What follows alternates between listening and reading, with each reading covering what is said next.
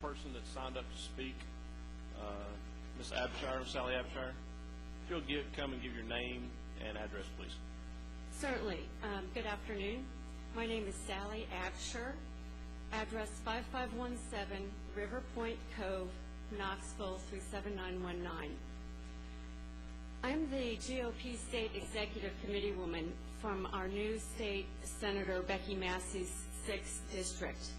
In my profession as an environmental geologist, I deal daily with risk management and cost containment issues. I've attended the past couple of meetings on the Hillside and Ridgetop plan. I am concerned about the unintended consequences in both cost and time for the Commission to bring the Knox County ordinances into alignment with the Hillside and Ridgetop plan. This plan needs to be an advisory-only document. It does not need to be a blanket overlay over the general plan and all the sector plans.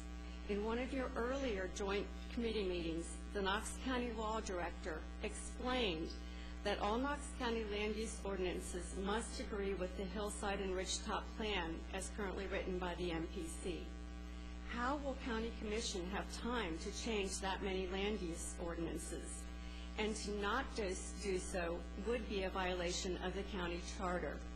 For this reason, I agree with the Knoxville Chamber of Commerce that the Hillside and Ridgetop plan should be an advisory guide only. This will free County Commission from an endless series of special call meetings to change the hundreds of land use ordinances in the Knox County Code. Thank you very much for your time, and good afternoon. Is there any questions for Ms. Abshire? Dr. Briggs? I don't have any questions, but really what I'm going to propose here really feeds right into what you just mentioned. One of the things with these workshops that we went through on this plan that we really kept hearing over and over again is that there needs to be an appeal process so that whatever decisions are made by the MPC or what's in the plan is that whether it's a citizen that may not feel it's appropriate for a particular land use, if that citizen or that group of citizens feel that's not appropriate, even though it falls within the plan, they have a right to appeal to an elected body, which would be the county commission.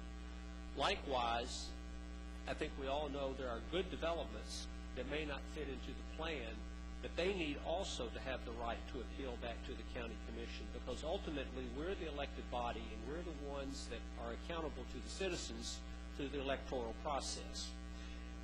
What I'm going to do is to read an amendment to the plan, and this would be on page 29, is where this would fit under section 2 of the plan, and it addresses the same issue that you brought up. Now, I was talking at our break about the best way to handle this, and I think the best way to do it would be for me to give this to Joe Lee and not propose it today as an amendment for us to vote on today, because I think this does require some reflection, and if we want to pass this around, discuss it with the NPC, discuss it with any of the NPC's attorneys, that would be fair, and then we can deliberate on this further on Monday.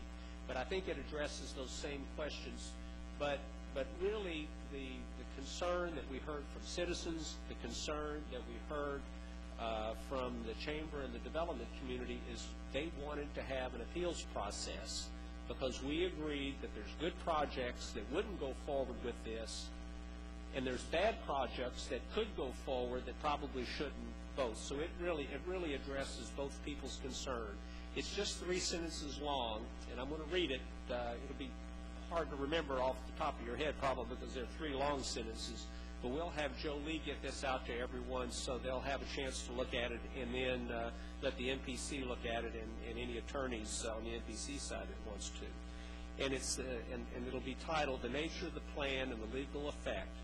This plan and the principles, objectives, policies, and guidelines included herein are advisory in nature and constitute non-binding recommendations for consideration in connection with development of steeply sloped areas.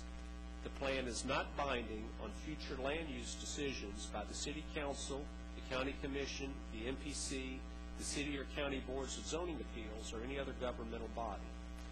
any provisions of the Knox County General Plan 2033 or any sector plan which are inconsistent with or in excess of these recommendations set forth in this plan shall be deemed modified and or repealed consistent here within. There's a lot of legalese in there, and that's why I think we need to have some consideration. But we'll have this sent out to everyone. I think that what it does, it addresses these concerns that we heard every week when we had our mediator here, and I think it would address concerns of citizens, and it would address concerns of the business and developmental community. Thank you, Commissioner Brown. I really appreciate your I'm input Briggs, on he's that. Brown. I'm sorry. I knew that. I just couldn't read it. Thank you. Commissioner Owenby.